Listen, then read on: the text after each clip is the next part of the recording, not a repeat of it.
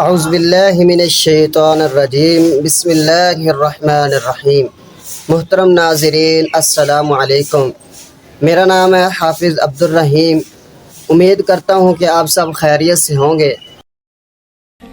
تو اللہ کے دین کو بالفعل قائم کرنے کے لیے، تاکہ نوع انسانی پر ایک ابدی حجت قائم ہو جائے کہ اللہ کا دین قابل عمل ہے، اسے قائم کیا جا سکتا ہے، اور یہ بہترین سماجی نظام ہے۔ پولیٹیکو سوشو اکنامک سسٹم اس سے بہتر آج تک چشم فلک نے نہیں دیکھا۔ یہ حجت قائم کرنے کے لیے جن حضرات نے اپنی جانوں کا نذرانہ پیش کر دیا، گویا کہ وہ اللہ کے گواہ قرار پائے، ان کے لیے لفظ شہید استعمال کیا گیا۔ دوسرے لیکچر میں آپ کو یاد ہوگا کہ ہم نے یہ بات سمجھنے کی کوشش کی کہ جب اللہ کا دین جزیرہ نماء عرب میں قائم ہو گیا، اور گویا کہ ہم کہہ سکتے ہیں کہ انقلاب محمدی علی صاحب الصلاۃ والسلام کی تکمیل ہو گئی، تو جیسے کہ ہر انقلاب کے ساتھ ہوتا ہے، اس کے بعد کچھ کاؤنٹر ریولوشنری موومنٹ شروع ہوئی۔ چنانچہ سب سے پہلے اندرون ملک عرب جھوٹے نبی کھڑے ہو گئے، نبوت کے جھوٹے دعوے دار، اور بہت سے لوگوں نے حکومت کو زکوٰۃ ادا کرنے سے انکار کر دیا، اور یہ فتنہ اتنا بڑا تھا کہ واقعہ یہ ہے کہ اگر اسے کرش نہ کر دیا جاتا تو انقلاب محمدی علی صاحب الصلاۃ والسلام اسی وقت ناکام ہو جاتا۔ یہ حضرت ابو بکر صدیق رضی اللہ تعالیٰ عنہ کے فضائل کا سب سے درخشاں باب ہے کہ انہوں نے اپنے عزم اور ہمت اور استقلال اور اللہ پر اعتماد، اللہ پر توکل اور بھروسے کے ساتھ ان دونوں فتنوں کو آئرن ہینڈ کے ساتھ کرش کر دیا، اور سال سوا سال ہی میں ان دونوں کاؤنٹر ریولوشنری موومنٹس کو ختم کر کے اس کے بعد انہوں نے جلد ہی اس نظام کا گویا کہ انچارج حضرت عمر رضی اللہ تعالیٰ عنہ کو بنا دیا کہ جو خلیفہ ثانی ہے۔ پھر ہم نے دیکھا کہ حضرت عمر کے زمانے میں رضی اللہ تعالیٰ عنہ توسیع کا جو عمل ہے، توسیع انقلاب محمدی کا عمل بڑی تیز رفتاری کے ساتھ جاری ہوا، فتوحات کا سیلاب آیا، ایران پوری سلطنت تہس نہس ہو کر رہ گئی، اس کے پرچے اڑ گئے، سلطنت روما اپنے تمام شمالی افریقی مقبوضات سے محروم، مغربی ایشیا سے اسے بے دخل کر دیا گیا، صرف وہ یورپ کے اندر محدود ہو کر رہ گئی۔ اب ظاہر بات ہے کہ اس کے خلاف بھی تو پھر رد عمل ہونا تھا، کاؤنٹر ریولوشنری موومنٹس اٹھنی تھی۔ تو سب سے پہلے حضرت عمر رضی اللہ تعالیٰ عنہ کی خلافت اور اس کے چراغ کو بجھانے کے لیے ایران کی طرف سے رد عمل ظاہر ہوا۔ ہرموزان جو ایک بڑا ان کا جرنیل تھا، اس کی سازش اور ابو لولو فیروز کے ذریعے سے حضرت عمر رضی اللہ تعالیٰ عنہ کو شہید کر دیا گیا۔ سمجھا یہ گیا تھا کہ یہ ساری عمارت شاید اسی شخصیت کی بل پر کھڑی ہے، لہذا جب میدان سے حضرت عمر ہٹ جائیں گے تو یہ خلافت کی پوری عمارت جو ہے وہ زمین بوس ہو جائے گی۔ لیکن معلوم ہوا یہ عمارت محمد کی بنائی ہوئی تھی صلی اللہ علیہ وسلم۔ کھنڈر بتا رہے ہیں عمارت عظیم تھی، بڑی عظیم عمارت تھی جو حضور نے تعمیر کی تھی، لہذا حضرت عمر کی شہادت سے کوئی فرق واقع نہیں ہوا۔ حضرت عثمان رضی اللہ تعالیٰ عنہ آ گئے میدان میں، اور میں بتا چکا ہوں آپ کو کہ ان کے دور خلافت کے جو 12 سال ہیں، ان میں سے پہلے 10 سال بالکل حضرت عمر فاروق رضی اللہ تعالیٰ عنہ کی خلافت کے دور کی مثال ہے۔ اسی تیزی کے ساتھ انقلاب جو ہے آگے بڑھ رہا تھا، فتوحات کا دائرہ پھیل رہا تھا، اور اندرون ملک پورا امن، سکون، اطمینان اور چین تھا۔ لیکن ان کی دور خلافت کے آخری دنوں میں اب یہودیوں کی طرف سے رد عمل اور ایک کاؤنٹر ریولوشنری موومنٹ عبداللہ ابن سبا کے ذریعے سے، کہ جس نے اسلام کا لبادہ اوڑھا اور منافقت کے پردے کے ساتھ وہ عالم اسلام میں داخل ہوا، اور اس نے چونکہ دیکھ لیا پرانی چپقلش ہے، پرانی چشمک ہے جو قریش کے 2 بڑے قبیلوں کے مابین یا 2 بڑے گھرانوں کے مابین چلی آ رہی تھی، بنو ہاشم، بنو امیہ۔ تو پہلے 2 خلفاء جو تھے وہ نہ بنو ہاشم سے تھے نہ بنو امیہ سے تھے۔ حضرت ابو بکر صدیق بنو تیم سے تھے، حضرت عمر بنی عدی میں سے تھے، لیکن حضرت عثمان اب بنو امیہ میں سے تھے۔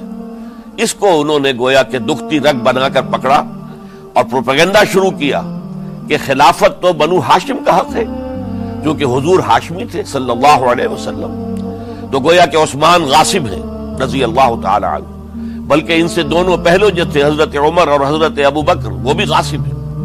اس کے ساتھ ہی فتنے کی مختلف شکلیں انہوں نے شروع کی۔ یہ الفتنۃ الکبریٰ کہلاتا ہے ہماری تاریخ میں، عظیم ترین فتنہ، جس کے نتیجے میں حضرت عثمان رضی اللہ تعالیٰ عنہ شہید ہو گئے۔ اور ان کی شہادت کے بعد اگرچہ خلافت حضرت علی رضی اللہ تعالیٰ عنہ کے ہاتھ میں آئی، لیکن یہ کہ باہمی خانہ جنگی کا وہ سلسلہ شروع ہوا جو حضرت علی کے دور خلافت جو 5 سالوں پر مشتمل ہے، اس کے دوران مسلسل خانہ جنگی رہی۔ ایک طرف شیعان علی تھے، دوسری طرف شیعان عثمان آ گئے، جو حضرت عثمان رضی اللہ تعالیٰ عنہ کے قتل کے قصاص کے مطالبے کو لے کر سامنے آئے۔ جنگ جمل ہوئی، ایک رات میں 10,000 مسلمان شہید ہوئے۔ جنگ صفین میں 74,000 مسلمان شہید ہوئے۔ جنگ نہروان میں پھر 4,000 مسلمان شہید ہوئے۔ یہ شہادتیں جو چل رہی تھی، یہ کس لیے چل رہی تھی کہ جو بھی عمارت خلافت کی قائم ہوئی تھی، اب اسے قائم رکھا جائے۔ اغیار کی طرف سے جو سازشیں ہو رہی ہیں، جو حملے ہو رہے ہیں، اسے ختم کرنے کے لیے ان کا مقابلہ کیا جائے۔ تو یہ اور اس کا یہ دور ختم ہوتا ہے حضرت علی کی شہادت پر رضی اللہ تعالی عنہ۔ اور یہ بات نوٹ کر لیجئے کہ حضرت علی کو شہید کرنے والے وہ خارجی تھے۔ عبد الرحمن ابن ملجم خارجی طبقے سے تعلق رکھتا تھا، جو پہلے حضرت علی کے لشکر میں شامل تھے، لیکن جب حضرت علی نے رضی اللہ تعالی عنہ تحکیم اور ثالثی کی تجویز قبول کر دی تو وہ ناراض ہو گئے کہ اللہ تعالیٰ ہی ہے حاکم اور حکم، ان الحکم الا للہ، یہ انسانوں کو حکم کیوں بنا لیا گیا؟ اور اس میں اتنی شدت اختیار کی کہ وہ علیحدہ ہو گئے، اس لیے انہیں خوارج کہا گیا۔ انہوں نے رائے یہ قائم کر دی دو مسلمان کبھی کوئی گناہ کبیرہ کا ارتکاب کرے گا وہ کافر قرار پائے گا، جب کافر ہوگا تو گویا کہ مرتد ہے تو واجب القتل، اس کا مال، اس کی عزت سب مباح ہے۔ یہ ہمارا سب سے پہلا گمراہ ترین فرقہ تھا۔ انہی میں سے 3 افراد نے بیٹھ کر اسکیم بنائی کہ یہ 3 افراد ایسے ہیں کہ جن کو اگر میدان سے ہٹا دیا جائے تو شاید مسلمانوں کی باہمی خانہ جنگی ختم ہو جائے اور مسلمان پھر کسی ایک خلیفہ پر راضی ہو جائیں۔ اور یہ تینوں کافر ہیں، معاذ اللہ ثم معاذ اللہ۔ حضرت علی کافر ہیں، ان کو قتل کرنے کی ذمہ داری عبد الرحمن ابن ملجم نے لی۔ حضرت معاویہ قاتل ہیں، ان کے لیے کسی اور کو اسائن کیا گیا۔ عمرو بن العاص قاسم ہیں، ان کے لیے کسی اور کو اسائنمنٹ دی گئی۔ ہوا یہ کہ حضرت عمرو بن العاص وہ تو اس روز فجر کی نماز میں آئے نہیں، ان کی جگہ جو امام تھا وہ شہید کر دیا گیا۔ حضرت معاویہ رضی اللہ تعالی عنہ ان پر وار اوچھا پڑا، زخمی تو ہوئے لیکن یہ کہ پھر تندرست ہو گئے۔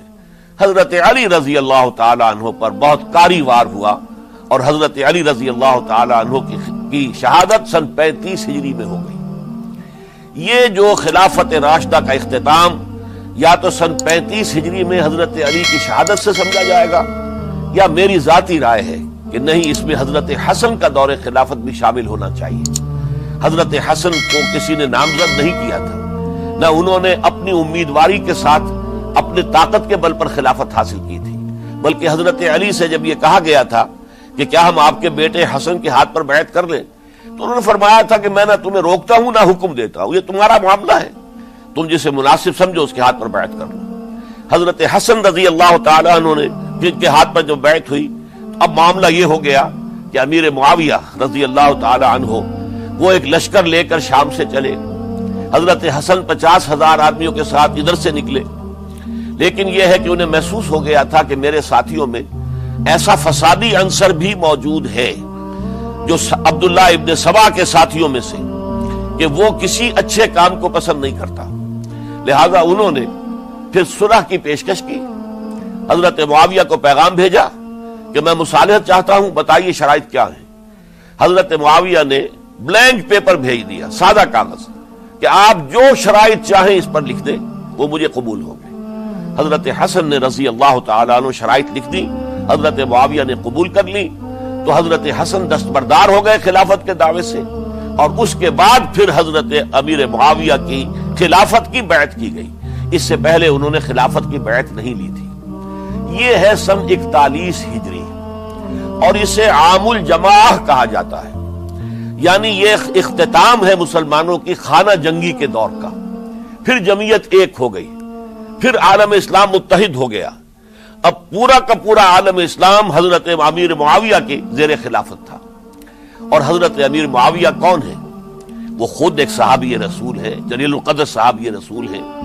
اور آپ کو میں نے کل بھی بتایا تھا کہ حضرت معاویہ رضی اللہ تعالی عنہ کی ایک ہمشیرہ ام حبیبہ رضی اللہ تعالی عنہ حضور کے ازواج مطہرات میں سے ہیں، تو حضور کے گویا کے برادر نسبت ہی ہوئے۔ جو چند لوگ جو وحی کے لکھنے پر جو کاتبین وحی جو حضور نے مقرر کیے تھے، ان میں سے ایک حضرت معاویہ بھی ہے۔ پھر حضرت معاویہ کے لیے حضور کی دعا ہمیں ملتی ہے، اللہم اجعلہ ہادیا مہدیا، اے اللہ اسے ہادی ہدایت دینے والا بنا دے اور مہدی بنا دے جو ہدایت یافتہ ہو۔ تو یہ ان کی شان ہے۔ اور پھر یہ کہ ان کے زمانے میں جب عالم اسلام متحد ہو گیا، داخلی خلفشار ختم ہو گیا، تو فتوحات کا سلسلہ بھی دوبارہ جاری ہو گیا۔ حضرت علی رضی اللہ تعالیٰ عنہ کے 5 سالہ دور خلافت میں کوئی توسیع نہیں ہو سکی تھی دارالاسلام کی، کوئی مزید علاقے جو ہیں سلطنت اسلامی میں شامل نہیں کیے جا سکے تھے، اس لیے کہ سارا معاملہ تو داخلی خلفشار کا تھا۔ وہ جو خانہ جنگی ہو رہی تھی، ایک دوسرے کی تیروں اور تلواروں اور نیزوں سے 1 لاکھ کے قریب مسلمان ختم ہو گئے تھے، تو اندر سے گویا کہ موشن ٹوٹ گیا اس سیلاب کا۔ تو سیلاب پھر دوبارہ جب امت جمع ہو گئی عام الجماع کے بعد، تو حضرت معاویہ رضی اللہ تعالیٰ عنہ ان کا دور خلافت اب 20 برس ہے۔ اندازہ کیجئے یہ پورے 20 برس کوئی اندرونی خلفشار نہیں ہوا، کوئی جھگڑا نہیں ہوا، کوئی فساد نہیں ہوا، بلکہ جو فتوحات کا دائرہ تھا شروع ہو گیا۔ بکرار اور سندھ کے علاقے فتح ہوئے، کابل اور یہ افغانستان کا علاقہ فتح ہوا، ترکستان کے علاقوں کے اندر پیش قدمی ہوئی۔ ادھر یہ کہ قیصر سلطنت روما کا اس کے مرکزی شہر قسطنطنیہ پر حملہ کیا گیا، جس کے لیے کہ حضور کی حدیث موجود تھی پیشن گوئی کے طور پر، اول جیش یغزو مدینۃ القیصر مغفورون لہم۔ حضور نے فرمایا تھا کہ جو پہلا لشکر قیصر کے شہر پر حملہ کرے گا تو وہ سب کے سب وہ مغفرت پا جائیں گے، اللہ تعالیٰ ان کی مغفرت فرما دے گا۔ اگرچہ کامیابی نہیں ہوئی، لیکن اس پیشن گوئی کی وجہ سے آپ کو معلوم ہے کہ حضرت ایوب رضی اللہ تعالی عنہ ان کو بھی اس پیشن گوئی کی وجہ سے، حالانکہ 90 برس سے اوپر عمر تھی، لیکن وہ بھی کہا انہوں نے کہ میں بھی اس میں جانا چاہتا ہوں، چنانچہ اس لشکر میں گئے، وہیں فوت ہوئے۔ بہرحال یہ سارے کارنامے اپنی جگہ پر، امن و امان اپنی جگہ پر، اس کے باوجود اہل سنت والجماعت حضرت معاویہ کے دور خلافت کو خلافت راشدہ میں شامل نہیں سمجھتے۔ اس کی وجہ کیا ہے؟ خلافت راشدہ کی شرط اولین قرآن مجید کے حکم کے مطابق امرہم شورا بینہم، مسلمانوں کے باہمی معاملات باہمی مشورے سے طے پاتے ہیں۔ حضرت ابوبکر صدیق رضی اللہ تعالیٰ عنہ سقیفہ بنی سعدہ کے اندر مشورے کے بعد ان کو منتخب کیا گیا اور ان کے ہاتھ پر بیعت ہوئی۔ حضرت عمر رضی اللہ تعالیٰ عنہ کو حضرت ابوبکر نے مسلمانوں سے مشورہ کر کے پھر نامزد کیا۔ حضرت عثمان کے لیے حضرت عمر رضی اللہ تعالیٰ عنہ نے اپنے جانشین کے لیے 6 افراد پر مشتمل کمیٹی بنا دی، جو بڑے سے بڑے جو اصحاب جو جن کے بارے میں کہا گیا ہے کہ جن کو دنیا ہی میں بشارت دے دی گئی تھی، جو عشرہ مبشرہ میں سے جو باقی تھے، ان کے اوپر مشتمل کمیٹی بنا دی کہ آپ لوگ طے کر لیں اور اپنے سے کسی ایک پر جمع ہو جائیں۔ اس اعتبار سے حضرت علی کے ہاتھ پر بھی جو بیعت ہوئی ہے تو وہ اہل مدینہ کے دباؤ پر ہوئی ہے، ان کے مطالبے پر ہوئی ہے۔ حضرت علی خود جو ہے وہ خلافت کے مدعی نہیں تھے، بلکہ انکار کرتے رہے، چونکہ فتنے کا دور تھا۔ حضرت عثمان شہید ہوئے تھے، مسلمانوں کے دل زخمی تھے۔ اس حالت میں وہ سمجھتے تھے کہ اگر میں یہ خلافت جو ہے اپنے ہاتھ میں لے لوں گا تو ہو سکتا ہے کہ اس کا حق ادا نہ کر سکوں، لیکن یہ کہ جب انہوں نے دیکھا کوئی اور بھی تیار نہیں، طلحہ بھی تیار نہیں، زبیر بھی تیار نہیں، تو آخر مسلمانوں کو بغیر امارت کے چھوڑا تو نہیں جا سکتا، تو حضرت علی نے وہ قبول کر لی۔ حضرت حسن کے بارے میں بتا چکا ہوں کہ ان کے بارے میں لوگوں نے کہا تو حضرت علی نے فرمایا میں نہ حکم دیتا ہوں نہ روکتا ہوں، لیکن حضرت امیر معاویہ رضی اللہ تعالیٰ عنہ صحابی بھی ہیں، حضور کے قرابت دار بھی ہیں، کاتبین وحی میں سے بھی ہیں، پھر ان کا دور حکومت امن، سکون، اطمینان، ہر طرح سے جو ہے 20 برس تک کوئی داخلی خلفشات نہیں ہوا، کوئی فساد نہیں ہوا، کوئی باہمی جنگ و جدل نہیں ہوا، بلکہ فتوحات کا دائرہ آگے بڑھا۔ اس کے باوجود چونکہ انہوں نے طاقت سے خلافت حاصل کی، لہذا ان کے دور خلافت کو ہم خلافت راشدہ میں تسلیم نہیں کرتے، حالانکہ وہ خود راشد ہیں، اس لیے کہ تمام صحابہ کرام کے بارے میں سورہ حجرات میں فرمایا وَلَكِنَّ اللَّهَ حَبَّبَ إِلَيْكُمُ الْإِيمَانَ وَزَيَّنَهُ فِي قُلُوبِكُمْ وَكَرَّهَ إِلَيْكُمُ الْكُفْرَ وَالْفُسُوقَ وَالْعِصْيَانَ أُولَٰئِكَ هُمُ الرَّاشِدُونَ۔ تمام صحابہ کرام کی شان یہ ہے کہ اللہ تعالیٰ نے ان کے دلوں میں ایمان کو کھبو دیا ہے، ایمان ان کے دلوں میں رچ گیا ہے، بس گیا ہے، جم گیا ہے، اور کفر سے، فسق سے انہیں تبھی نفرت ہو گئی ہے، اور یہ سب کے سب راشدون ہیں۔ تو تمام صحابہ راشدون ہیں، اس اعتبار سے خود حضرت امیر معاویہ بھی راشدون میں شامل ہیں، لیکن خلفائے راشدین میں شامل نہیں ہیں۔ خلفائے راشدین عام طور پر تو ہم کہتے ہیں حضرت ابو بکر، حضرت عمر، حضرت عثمان، حضرت علی۔ میں نے اپنی ذاتی رائے، حقیر سی رائے عرض کی ہے، اس میں حضرت حسن کا دور بھی شامل ہونا چاہیے 6 مہینے کا، تب وہ 30 برس پورے ہوتے ہیں، جو حدیث میں آیا ہے کہ خلافت جو ہے وہ 30 برس رہے گی، اس کے بعد ملوکیت شروع ہو جائے گی۔ تو ملوکیت کا پہلا قدم یہ تھا کہ حضرت معاویہ نے طاقت سے بزور خلافت حاصل کی، اس لیے ان کو خلیفہ راشد ہم نہیں کہتے۔ البتہ یہ ضرور ہے کہ ان کا دور بہت پرسکون دور تھا۔ البتہ جب 10 برس گزر گئے حضرت معاویہ کے دور حکومت کو، اب میں یہاں لفظ خلافت کی بجائے دور حکومت استعمال کر رہا ہوں، جو کہ خلافت راشدہ سے ذرا اس کا فرق واضح ہو جائے، تو اس وقت ایک اور صحابی، جلیل القدر صحابی مغیرہ ابن شعبہ رضی اللہ تعالی عنہ، وہ حضرت معاویہ کے پاس آئے اور انہوں نے یہ کہا کہ دیکھیے، اگر آپ نے اپنے بعد اپنا جانشین نامزد نہ کیا تو ہو سکتا ہے پھر فسادات پیدا ہو جائے، پھر مختلف لوگ خلافت کا دعویٰ لے کر کھڑے ہو جائیں، پھر خانہ جنگی ہو جائے۔ 5 برس کی خانہ جنگی میں 1 لاکھ سے زیادہ مسلمان شہید ہو چکے ہیں، قتل ہو چکے ہیں، ہلاک ہو چکے ہیں، اب دوبارہ وہی دور نہ آ جائے، لہذا آپ اپنا جانشین نامزد کر دیجئے۔ امیر معاویہ ریلیکٹنٹ تھے، لیکن انہوں نے دلائل دیے، دلائل مضبوط تھے۔ انہوں نے کہا کہ اب کبار صحابہ دنیا سے رخصت ہو چکے ہیں، وہ جماعت کہ جن کی تربیت اور تزکیہ، جن کی تعلیم حضور نے خود کی تھی اور ان کو اندر سے پاک کر دیا تھا، ان کی نیتیں بالکل پاک ہو چکی تھی، کوئی نفسانیت ان میں نہیں رہی تھی، وہ جماعت تو اکثر و بیشتر اب ختم ہو چکی، فوت پا چکے، وفات ہو چکی، لہذا اب جو ہے اکثر و بیشتر نو مسلم ہیں جو بعد کے فتوحات کے ذریعے سے اسلام لائے ہیں، لہذا ان کے اندر نہ وہ پختگی ہے، نہ ان کے اندر وہ تقویٰ ہے، نہ تدین ہے، نہ اصول پرستی ہے۔ اسلام کی پوری تعلیمات جو ہیں وہ ان کے وجود کے اندر، ان کے شعور کے اندر گہری اتری ہوئی نہیں ہے، لہذا اب صورتحال وہ نہیں رہ سکے گی جو حضرت ابو بکر یا حضرت عمر یا حضرت عثمان یا حضرت علی کے زمانے میں تھی، لہذا آپ نامزد کیجئے۔ یہ بھی بتا دوں کہ مغیرہ ابن شعبہ کون تھے رضی اللہ تعالیٰ عنہ۔ نمبر 1 یہ ہے کہ یہ اصحاب شجرہ میں شامل ہیں، جن 1400 یا 1800 افراد نے حضور سے بیعت کی تھی صلح حدیبیہ سے متصل قبل، اس درخت کے نیچے بیٹھ کر جس کے بارے میں سورہ فتح میں فرمایا گیا کہ لقد رضی اللہ عن المؤمنین اذ یبایعونک تحت الشجرہ، اللہ ان تمام اہل ایمان سے راضی ہو گیا جو ہے نبی صلی اللہ علیہ وسلم آپ کے دست مبارک پر بیعت کر رہے تھے اس درخت کے نیچے، ان میں سے موجود، ان میں یہ مغیرہ ابن شعبہ ہے۔ پھر مغیرہ ابن شعبہ وہ ہیں کہ حضرت علی اور امیر معاویہ ان کے درمیان جو خانہ جنگی ہوئی اس میں ہمیشہ حضرت علی کے ساتھ رہے، حضرت علی کے ہی وہ سپورٹر تھے، ان کے ساتھ تھے۔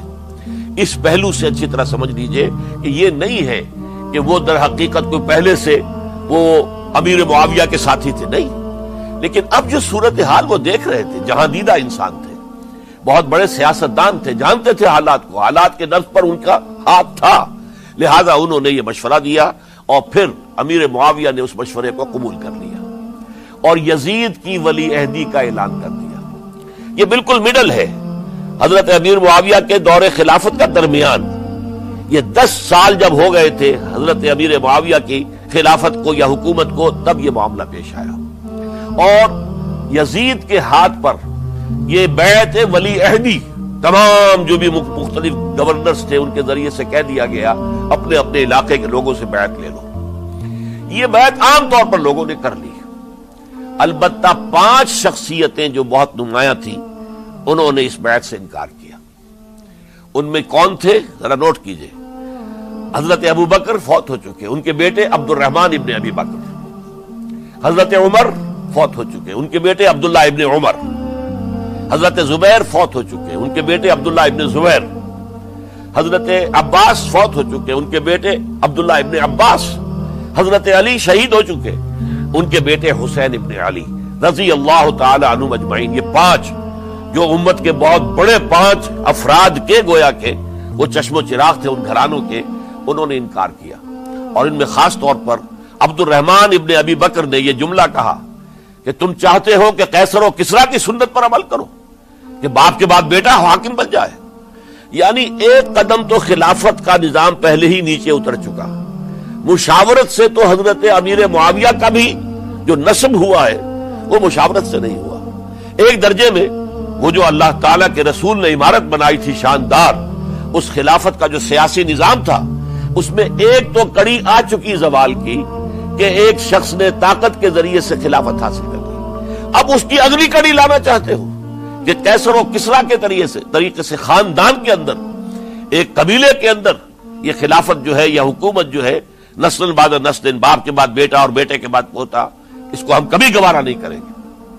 حضرت امیر معاویہ بہت دانشمند انسان تھے، انہوں نے ان 5 حضرات پر کوئی تشدد نہیں کیا، کوئی جبر نہیں کیا، بلکہ رہنے دیا، ٹھیک ہے یہ بیعت نہیں کر رہے، ابھی تو بیعت ولی عہدی ہے، کوئی حرج نہیں۔ لہذا کوئی جھگڑا، کوئی اس وجہ سے کوئی فساد، اس بنا پر کوئی جنگ نہیں ہوئی۔ 10 سال گزر گئے، یعنی 10 سال تک یزید ولی عہد رہا ہے، 10 سال تک، اور اس سوائے ان 5 بڑی شخصیتوں کے جو پوری امت تھی، عوام الناس تھے، ان سب نے اسے قبول کیا۔ یہ صورتحال اب جب پیدا ہوئی جب حضرت امیر معاویہ کا انتقال ہو گیا، یہ سن 60 ہجری ہے، اب سوال پیدا ہوا کہ وہ ولی عہدی کی بیعت اب بیعت خلافت میں منتقل ہو جائے گی۔ لہذا پھر یہ ہوا کہ سب لوگوں سے، سب گورنروں کو لکھ دیا گیا تمام صوبوں کے اندر کہ اپنے اپنے لوگوں سے بیعت لے لو۔ ظاہر بات ہے کہ وہاں کوئی ریفرنڈم نہیں ہوتا تھا، کوئی ووٹ نہیں ہوتے تھے کہ اس کی پرچیاں ڈالی جا رہی ہوں، ایک ایک شخص سے رائے لینا نہیں ہوتی تھی، بلکہ اس وقت کی جمہوریت یہ تھی اور شورائیت یہ تھی کہ ڈفرنٹ کلینز ہیں، ڈفرنٹ فیملیز ہیں، ڈفرنٹ ٹرائبز ہیں، ان کے سردار، ان کے بڑے لوگ، ان کے اہم لوگ بیعت کر لیں تو گویا کہ سب کی بیعت ہو گئی۔ وہ ایک قبائلی نظام تھا، اور اس میں یہ نہیں تھا نظام کے ووٹ بنے ہوئے ہوں اور اس کی پرچیاں ڈالی جا رہی ہوں۔ تو تمام عالم اسلام نے گویا کہ بیعت قبول کر لی اب یزید کی بحیثیت خلیفہ۔ اب وہ جو 5 آدمی تھے ان میں سے ایک فوت ہو چکے تھے، حضرت عبد الرحمن ابن ابی بکر رضی اللہ تعالی عنہما، دونوں فوت ہو گئے، لیکن باقی 4 رہ گئے۔ ان 4 کو نوٹ کیجئے، اور یہ بڑا سینسٹیو ایشو ہے جس پر میں اب گفتگو کر رہا ہوں۔ ان 4 میں کون ہیں؟ عبداللہ ابن عباس، عمر میں سب سے بڑے وہ ہیں، اور ان کی شان یہ ہے کہ انہیں حبر الامہ کہا گیا ہے، امت کے سب سے بڑے عالم، اور قرآن مجید کے وہ سب سے پہلے مفسر ہیں۔ اصل جو جتنی بھی تفسیری روایات ہمیں ملتی ہیں حضرت عبداللہ ابن عباس کے شاگردوں سے، تابعین سے، لہذا ان کا بہت اونچا مقام ہے۔ حضرت عبداللہ ابن عمر، ان کا مقام بھی آپ کو معلوم ہے، حدیثوں کی کتنی بڑی تعداد ہے جو عبداللہ ابن عمر سے مروی ہے، اور اس کو سلسلۃ الذہب کی پہلی کڑی کہا جاتا ہے۔ روایت حدیث میں جو سنہری زنجیر ہے اس کا آغاز حضرت عبداللہ ابن عمر ہے۔ ایک طرف یہ دونوں ہو گئے، ان دونوں کی رائے کیا ہوئی؟ اگرچہ کام غلط ہوا ہے، یہ اس طریقے سے قیصر و کسریٰ کی روایت پر عمل کرنا غلط ہے، لیکن یہ اتنی بڑی غلطی نہیں ہے کہ اس کی وجہ سے باہمی جنگ و جدال ہو، خوریزی ہو، ایک دوسرے کی گردنیں کاٹی جائیں اور فتنہ و فساد پیدا کر دیا جائے۔ لہذا انہوں نے یزید کی بیعت کر لی. دو حضرات رہ گئے، یہ نسبتاً نوجوان ہیں. ان دونوں کی پیدائش ہجرت کے بعد ہوئی ہے. ہجرت کے بعد پہلا بچہ جو مہاجرین میں پیدا ہوا ہے وہ عبداللہ ابن زبیر ہے. بلکہ کچھ عرصے تک مہاجرین میں جب کوئی پیدائش نہیں ہوئی تو وہ مکے مدینے کے منافقین نے کہنا شروع کر دیا تھا کہ یہ یہاں کے کمزور ہو گئے، نامرد ہو گئے، ان کی اولاد اب چلے گی نہیں. تو عبداللہ ابن زبیر جب پیدا ہوئے، اور آپ کو معلوم ہونا چاہیے وہ حضرت ابوبکر صدیق کے نواسے ہیں، حضرت عائشہ صدیقہ کی ہمشیرہ حضرت اسماء کے بیٹے ہیں عبداللہ ابن زبیر. اور زبیر بہت شجاع، بہت ہی بہادر انسان تھے. تو عبداللہ ابن زبیر کے اندر بھی وہی کیفیات تھی. انہوں نے کہا نہیں، اس غلطی کو ہم برداشت نہیں کریں گے. خونریزی ہوتی ہے تو ہو، لیکن ہم اسلامی نظام کو نیچے اترتا ہوا نہیں دیکھ سکتے. جیسے کبھی حضرت ابوبکر نے فرمایا تھا ایبدل الدین وانا حی، کیا دین میں ترمیم اور تنسیخ کر دی جائے گی؟ دین کو بدل دیا جائے گا، دین میں تحریف کر دی جائے گی جبکہ میں ابھی زندہ ہوں؟ میں جیتے جی یہ نہیں ہونے دوں گا. حضرت عبداللہ ابن زبیر کی یہ رائے ہوئی وی ہیو ٹو چیلنج، ہم مقابلہ کریں گے، ہم اسے پیسیولی قبول نہیں کریں گے. انہوں نے بیعت سے انکار کیا اور مدینہ چھوڑ کر مکے جا کر حرم کے اندر پناہ گزین ہو گئے. یہی معاملہ حضرت حسین ابن علی رضی اللہ تعالی عنہما کا تھا. وہ بھی نہایت شجاع، نہایت جری، نہایت بہادر. انہوں نے بھی کہا کہ یہ غلط قیصر و کسریٰ کی روایت جو شروع ہو رہی ہے اسے ہم نے ریزسٹ کرنا ہے اور اسے ہم آگے نہیں چلنے دیں گے. ان پر بھی جب دباؤ ڈالا گیا کہ بیعت کرو تو وہ کچھ وقت مانگ کر کہ دیکھیے میں ایسا شخص نہیں ہوں کہ تنہائی میں علیحدہ کمرے میں بیٹھ کر بیعت کروں، جب عمومی بیعت لوگے تم سب سے تو میں بھی آ جاؤں گا. اس وقت لوگ فیصلہ کریں گے. تو بس اس وجہ سے پھر وہ گورنر جو تھا اس وقت مدینے کا، اس سے اجازت لے کر آ گئے اور راتوں رات وہاں سے نکل کر وہ بھی مکے پہنچ گئے. تو اب یہ چار جو ہیں دو گروہوں میں تقسیم ہو گئے، 2+2.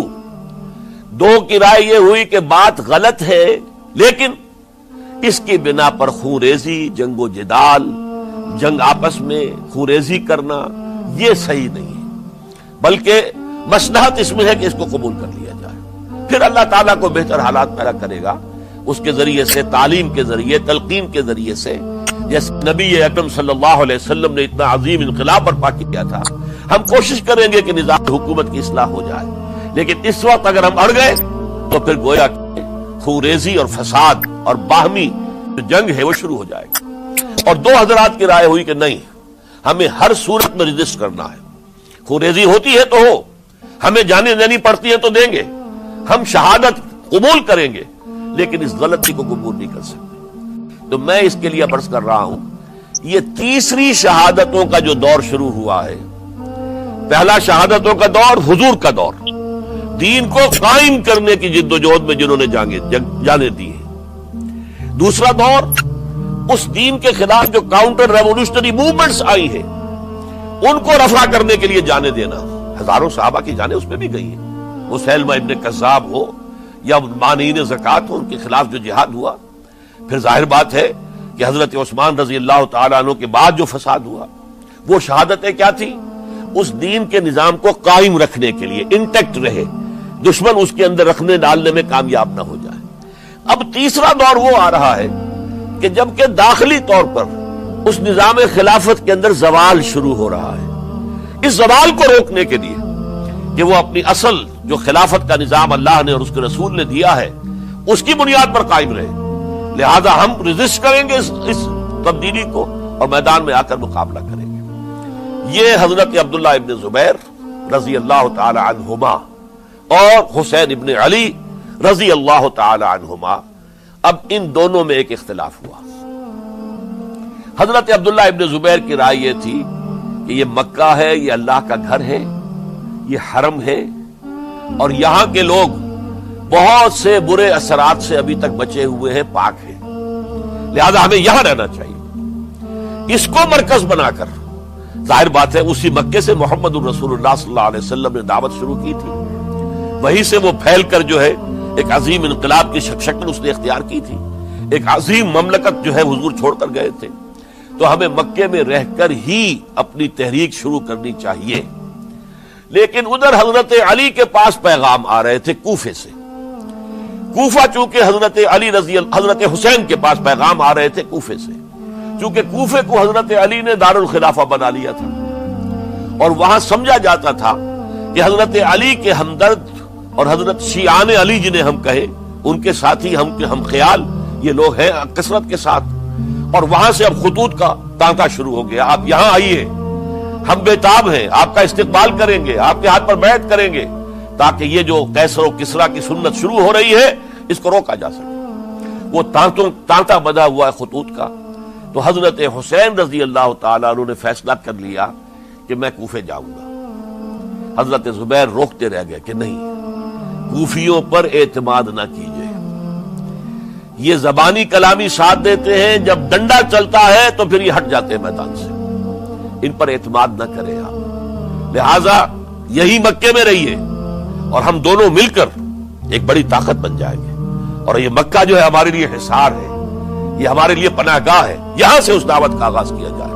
اب یہ افسوس ہے، اس سے اللہ کی مشیت سمجھا جائے، اللہ کی مرضی ہے، جو کچھ ہوتا ہے وہ تو بے اذن رب ہوتا ہے، اللہ اپنی مصلحتوں سے ہم سے زیادہ واقف ہے، ہم تو نہیں سمجھ سکتے۔ حضرت حسین نے فیصلہ کیا اور ڈٹ گئے اس فیصلے پر کہ میں کوفے جاؤں گا۔ اب یہ بھی بات قرآن مجید میں آیا ہے، حضور سے خطاب کر کے فرمایا گیا فَإِذَا عَزَمْتَ فَتَوَكَّلْ عَلَى اللَّهِ، جب ایک مرتبہ آپ ایک ارادہ کر لیں تو پھر اللہ پر توکل کیجئے، پھر یہ نہیں کہ کبھی آگے کبھی پیچھے جاؤں یا نہ جاؤں، یہ نہیں، یہ تردد یہ نہیں، بلکہ یہ کہ ایک فیصلہ کر کے ڈٹ جائیے، اس لیے کہ جو بھی نتیجہ ہے وہ تو اللہ کے ہاتھ میں ہے، لہذا اللہ پر توکل کیجئے۔ فَإِذَا عَزَمْتَ فَتَوَكَّلْ عَلَى اللَّهِ، لہذا سب نے سمجھایا حضرت حسین کو کہ آپ کوفے نہ جائیں۔ سمجھانے والوں میں حضرت عمر بھی تھے رضی اللہ، حضرت عبداللہ ابن عمر بھی تھے رضی اللہ تعالی عنہ، اگرچہ کوئی قرابت داری جو ہے قریبی نہیں تھی، لیکن بہرحال امت کی ایک شخصیت، عظیم شخصیت تھے۔ سمجھانے میں سب سے زیادہ زور صرف کیا ہے حضرت عبداللہ ابن عباس نے رضی اللہ تعالی عنہ، اور حضرت عبداللہ ابن عباس کون ہے؟ ایک رشتے سے حضرت حسین کے چچا ہیں، ایک رشتے سے حضرت حسین کے نانا ہیں۔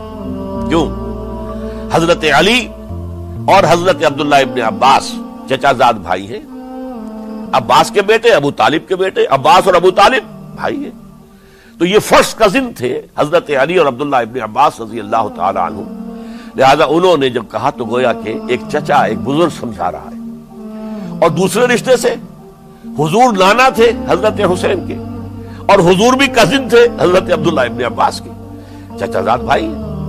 اس حوالے سے سمجھ لیجئے کہ حضور کے کزن نانا کے درجے میں آ گئے، تو یہ دو رشتے تھے حضرت عبداللہ ابن عباس کے، اور انہوں نے بڑی الہا و زاری کے ساتھ، بڑی اپنے مقام سے نیچے اتر کر خوشامد کی ہے، حسین خدا کے لیے باز آ جاؤ، حسین خدا کے لیے باز آ جاؤ، حسین اگر جانا ہی ہے تو اپنے بال بچوں کو لے کر نہ جاؤ، جس طریقے سے تمہارے باپ حضرت علی رضی اللہ تعالیٰ عنہ کو کوفہ کے اندر ذبح کر دیا گیا، کہیں ایسا نہ ہو کہ تمہیں بھی تمہارے بال بچوں کے سامنے ذبح کر دیا جائے، باز آ جاؤ۔ لیکن حضرت حسین اب اللہ کی طرف سے ان کے دل میں ایک ارادہ پختہ ہو چکا تھا، اور انہوں نے حضرت مسلم بن عقیل کو بھیجا تھا کہ جاؤ میری طرف سے کوفے والوں سے بیعت لے اور پھر مجھے اطلاع دو۔ وہ گئے، وہاں 12,000 افراد نے بیعت کر لی۔ اب ان کا خط آ گیا کہ یہاں تو فضا بالکل ہموار ہے، اتنے لوگوں نے بیعت کی ہے، باقی بھی جیسے ہی آپ سامنے آ جائیں گے سب بیعت کر لیں گے، لہذا یہاں پر کوئی ریزسٹنس کے لیے گویا کہ ہمارے پاس طاقت اس کوفے کے اندر بہت مضبوط طاقت ہوگی کہ ہم یزید کی حکومت کے خلاف ریزسٹ کر سکیں۔ اس کے بعد ہوا کیا؟ یزید نے عبید اللہ ابن زیاد کو گورنر بنا کر بھیج دیا۔ یہ شخص تھا بہت ڈنڈا چلانے والا، اس نے سختیاں شروع کی تو بہت سے لوگ اس بیعت سے تائب ہو گئے، لیکن مسلم بن عقیل وہ میدان میں آئے اور ان کے ساتھ ہزاروں آدمی آ گئے جنہوں نے بیعت کی تھی، ابھی تک بیعت پر قائم تھے، اور انہوں نے گورنر کے گھر کا گھیراؤ کر لیا۔ گورنر کے ساتھ 30-40 آدمی تھے کل، وہ چھتوں پر چڑھ گئے، وہاں سے پتھراؤ کیا، اور وہاں سے جو 30-40 آدمی کوفے کے تھے ان سے کہا تم اپنے اپنے لوگوں کو کہو کہ چلے جائیں واپس یہاں سے۔ انہوں نے اوپر سے کہنا شروع کیا، ڈرایا، بہت خوفناک نتیجہ نکلے گا، اب عبید اللہ ابن زیاد تم سب کو ہلاک کر دے گا۔ ایک ایک کر کے بھیڑ چھٹتی چلی گئی اور صرف چند افراد رہ گئے۔ اور اس کے نتیجے میں حضرت مسلم بن عقیل شہید کر دیے گئے، بلکہ ایک شخص حانی نے انہیں پناہ دی تھی کوفے میں، ان کو بھی قتل کر دیا گیا، شہید کر دیا گیا۔ اس پر یہ ہے کہ انہوں نے ایک شخص کے ذریعے سے پیغام دیا قتل کیے جانے سے پہلے کہ دیکھو میرا تو وقت آگے آیا، میں تو اب قتل ہو جاؤں گا، شہید کر دیا جاؤں گا، تو میرا پیغام حسین تک پہنچا دو رضی اللہ تعالی عنہ کہ یہاں یہ بغاوت ہو گئی۔ لوگوں نے، کوفیوں نے، الکوفی لا یوفی، کوفی جو ہے وہ پورا نہیں کرتا اپنے عہد کو اور وفا کو، اس کا ایک ثبوت ہمیں مل گیا ہے کہ سب کے سب منحرف ہو گئے بیعت سے، آپ جہاں تک آ گئے وہاں سے واپس چلے جائیے۔ جب حضرت حسین کے پاس یہ پیغام پہنچا اور انہوں نے ارادہ کیا کہ ٹھیک ہے یہ تو حالات بدل گئے، لہذا واپس چلنا چاہیے، شاید عبداللہ ابن زبیر کی رائے ہی صحیح ہے، ہمیں مکے ہی میں بیٹھ کر کام کرنا چاہیے، لیکن اب جو ہے عرب کا ایک خاص مزاج ہے۔ حضرت مسلم بن عقیل کے بیٹے آڑے آ گئے، اب ہم اپنے باپ کے خون کا قصاص لیے بغیر نہیں جائیں گے، اور حضرت حسین رضی اللہ تعالیٰ عنہ بامروت انسان، شریف النفس انسان، کیسے ممکن تھا غیرت مند غیور انسان وہ کیسے ان کی بات کو رد کر دیتا؟ لہذا اچھا چلو چلتے ہیں کوفے کی طرف، آگے بڑھتے چلے گئے، کربلا میں پہنچ گئے، جو کچھ وہاں ہوا ہے پھر آپ کو معلوم ہے۔ اس میں یہ بات ہے پہلے 1000 کا لشکر بھیجا تھا عبید اللہ ابن زیاد نے، اس پر حضرت حسین رضی اللہ تعالیٰ عنہ نے جو باتیں کہیں وہ کچھ اثر انداز ہو گئی۔ ان کا افسر جو تھا حر بن یزید تمیمی، وہ بعد میں حضرت حسین کا حامی ہو گیا اور حضرت حسین کے ساتھ ہی اس کو بھی شہادت نصیب ہوئی۔ پھر دوسرے کو بھیجا عمرو ابن سعد، عمرو ابن سعد بھی ایک بڑی عظیم شخصیت کا بیٹا تھا، حضرت سعد ابن ابی وقاص جو فاتح ایران تھے اور جن کو غزوہ احد کے موقع پر حضور نے فرمایا تھا کہ اے سعد تیر چلاؤ، میرے ماں باپ تم پر قربان ہوں، جبکہ احد میں گھیراؤ کر لیا تھا حضور کا اور کفار قتل کرنے کے لیے ہجوم کر رہے تھے، اور کچھ حضرات تیر چلا چلا کے انہیں پھینک رہے تھے، دور جو ہے ہٹا رہے تھے، ان میں سے حضرت سعد ابن ابی وقاص بھی تھے۔ پھر وہ فاتح ایران تھے، اسی لیے گورنر بن گئے تھے ایران کے۔ سعد جو ہے ان کا بیٹے، یہ عمرو جو ہے یہ اب ایک بڑے صوبے کا گورنر بھی تھا، اس وقت 4000 آدمی دے کر بھیجا، وہ بھی نرمی کرتا رہا، اس نے کوئی تشدد نہیں کیا، اس کے اندر بہرحال اپنے عظیم باپ کے خون کا کچھ اثر تھا۔ لیکن یہ کہ پھر ابن زیاد کو اطلاع مل گئی کہ عمرو ابن سعد جو ہے وہ تو لے تو لال کر رہا ہے، حملہ نہیں کر رہا، قتل نہیں کر رہا، بلکہ یہ کہ وہ تو اس راستہ بھی دینے کے لیے تیار ہے کہ نہ مدینے کی طرف جائیے اور نہ آپ مکے کی طرف جائیے، نہ کوفے کی طرف جائیے، بلکہ آپ چاہے تو دمشق چلے جائیں، یزید سے اپنا معاملہ کر لیں۔ اس پر ابن زیاد نے پھر وہاں سے خط لکھا ہے، میں نے تمہیں اس کام کے لیے بھیجا تھا، میں نے تمہیں حکم دیا تھا حسین سے میری بیعت لو، یعنی میری بیعت کے ذریعے یزید کی بیعت لو اور اسے پکڑ کر لا کر میرے سامنے پیش کرو۔ لہذا پھر اس نے ایک بہت خوخار شخص کو زیادہ فوج دے کر بھیجا ہے، اور وہ جو ہے اس نے آ کر جو ہے شمر نے پھر اس نے فیصلہ کن معاملہ کیا۔ حضرت حسین رضی اللہ تعالیٰ عنہ نے ان دنوں میں جو وہاں گزرے، جتنے بھی کوفی آئے ہوئے تھے نا، اکثر و بیشتر تو کوفے کے لوگ تھے، ان سے کہا کہ میں خود نہیں آیا، تم نے مجھے بلایا تھا، اے فلاں ابن فلاں کیا تم نے مجھے خط نہیں لکھا تھا کہ آؤ؟ اے فلاں ابن فلاں کیا تم نے مجھے پیغام نہیں بھیجا تھا کہ یہاں تشریف لائیے؟ اور دیکھو میرے پاس تمہارے خطوط موجود ہیں۔ وہ ایک تھیلا جس میں کہ خطوط ہے وہ ملا کے میدان میں رکھ دیا۔ یہ حضرت حسین رضی اللہ تعالیٰ عنہ کی شرافت اور اپنی صاف دلی، کوئی اس کے اندر عیاری نہیں تھی ان کے اندر، معاذ اللہ ثم معاذ اللہ، لیکن یہ کہ اس کا نتیجہ اچھا نہیں نکلا۔ نتیجہ کیا نکلا؟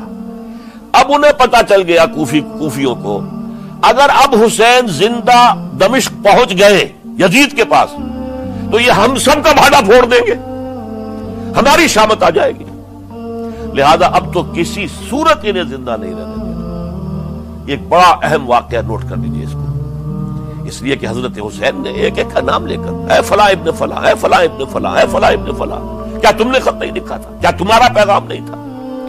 اب انہوں نے دیکھا کہ یہ بھانڈا اگر یزید کے ہاں جا کر پھوڑ دیا گیا تو پھر ہماری خیر نہیں ہوگی، یہی وجہ ہے حضرت حسین کو شہید کرنے کے بعد، یہ نوٹ کر لیجئے، 72 آدمی تھے کل، جس کو کہہ لے لشکر حضرت حسین کا رضی اللہ تعالیٰ عنہ، ان میں سے 20 خاندان بنی ہاشم کے چشم و چراغ تھے۔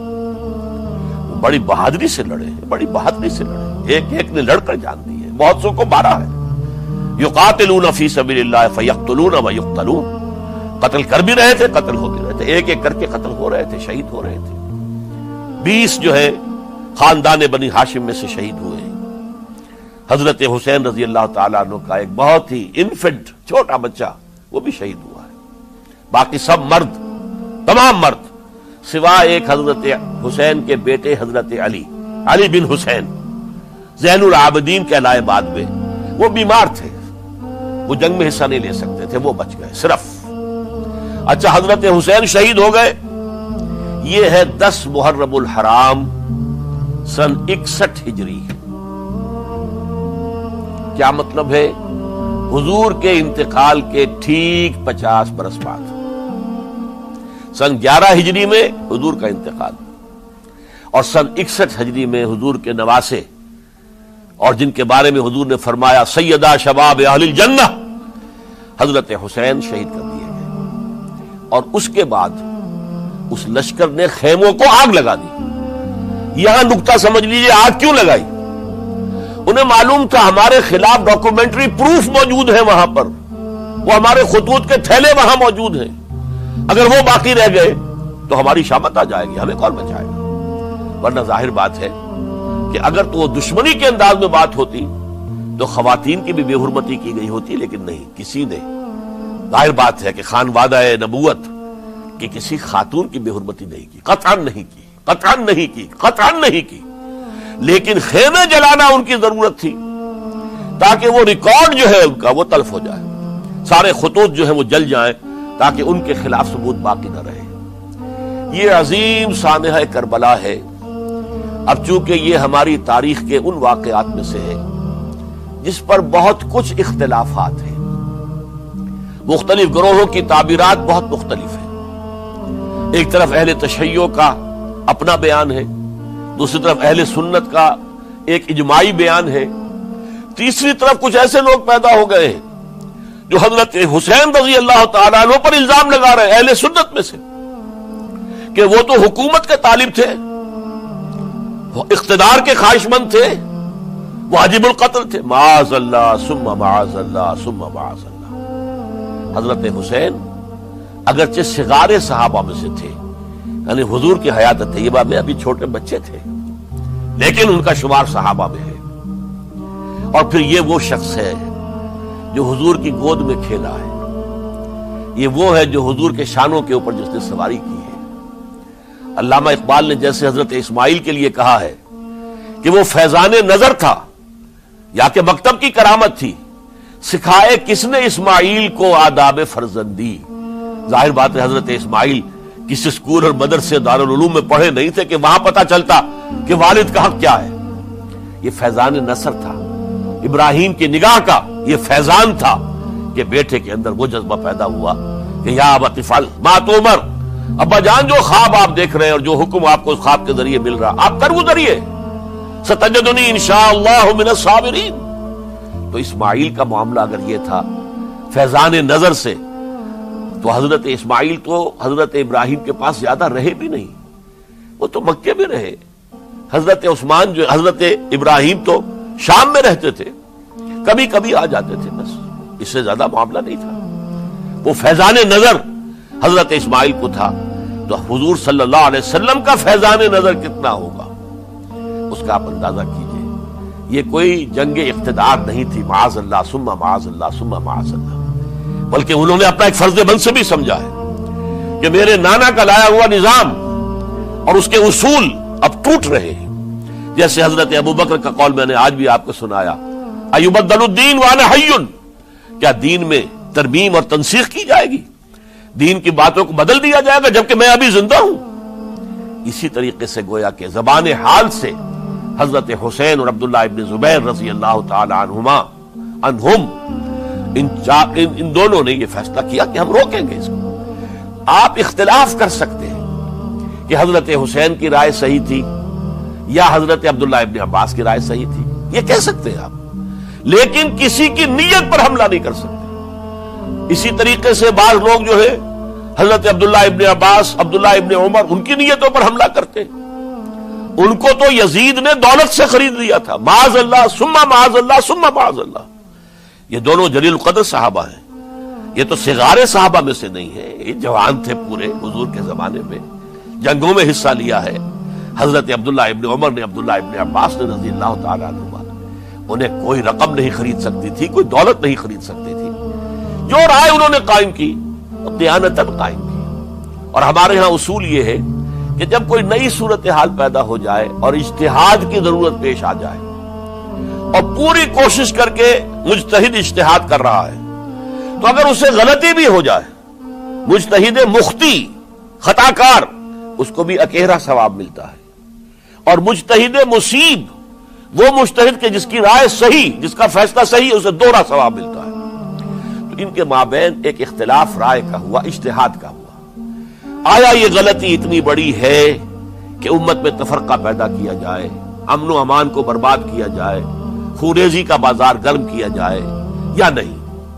دو کی رائے یہ ہوئی، ان کی مخلصانہ رائے تھی، ان کی دیانت دارانہ رائے تھی، ہم ان کی نیت پر حملہ نہیں کر سکتے، آپ اختلاف کرنا چاہیں تو کیجئے۔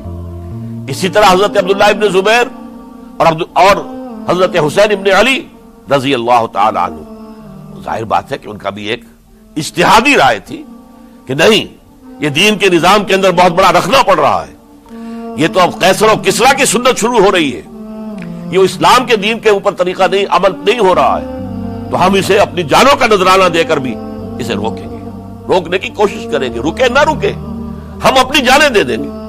یہ بھی دیانت دارانہ رائے تھی، مخلصانہ رائے تھی، ان کی نیت پر کوئی حملہ کم سے کم اہل سنت والجماعت میں سے کسی شخص کو حق نہیں ہے، اس لیے کہ اہل سنت والجماعت کا کہنا یہ ہے الصحابۃ کلہم عدول، صحابہ جتنے بھی ہیں وہ سب کے سب عدول ہیں، ان میں بدنیتی نہیں آ سکتی، خطا ہو سکتی ہے۔ اہل سنت کے نزدیک معصومیت خاصہ نبوت ہے، نبوت ختم ہو گئی محمد رسول اللہ صلی اللہ علیہ وسلم پر، آپ کے بعد معصوم کوئی نہیں، ابو بکر بھی معصوم نہیں، عمر بھی معصوم نہیں، عثمان بھی معصوم نہیں، علی بھی معصوم نہیں رضی اللہ تعالیٰ عنہ اجمعین۔ تو معصوم کون ہوگا؟ عبداللہ ابن عباس بھی معصوم نہیں، عبداللہ ابن زبیر بھی جو ہے معصوم نہیں، حسین ابن علی بھی معصوم نہیں، اسی طریقے سے عبداللہ ابن عمر، عبداللہ ابن زبیر، کوئی معصوم نہیں۔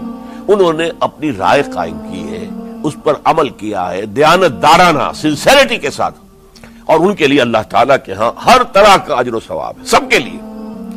حضرت عبداللہ ابن زبیر کی رائے اس اعتبار سے بہتر ثابت ہوئی، انہوں نے مکے میں پھر حکومت قائم کی، 9 برس تک ان کی حکومت قائم رہی، بنو امیہ ختم نہیں کر سکے اسے، سن 73 میں جا کر ان کی شہادت ہوئی ہے۔